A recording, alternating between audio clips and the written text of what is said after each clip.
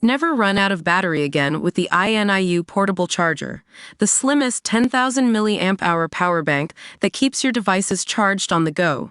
Stay powered up wherever you go. Click the link in the video description to shop now on Amazon. So we've got some big news coming out of Europe today, folks from Olivo. German Chancellor Friedrich Merz has just made a shocking statement, saying that Europe is no longer at peace with Russia.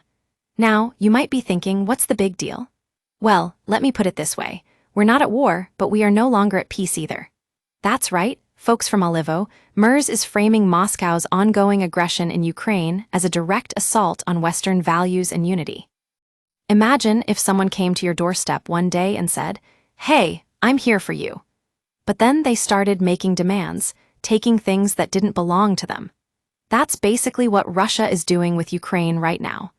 They're using military force to try and control the country, and Merz is saying that this is a war against our democracy and a war against our freedom. Now, we've been seeing some escalating tensions between Russia and NATO in Europe lately.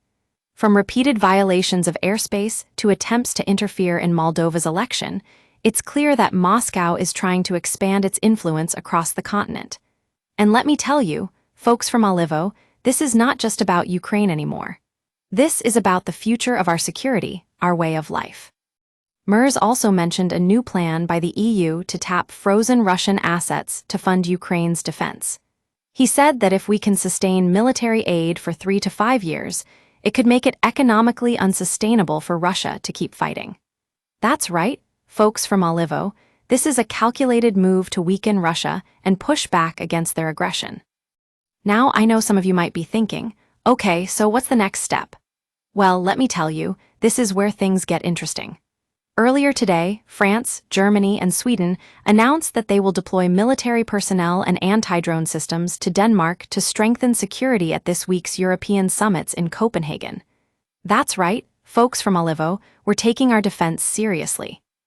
And to top it all off, we've got mounting Russian provocations across Europe. From drone incursions to attempts to meddle in Moldova's election, it's clear that Moscow is trying to push the limits of what they can get away with. And you know what? We're not going to let them.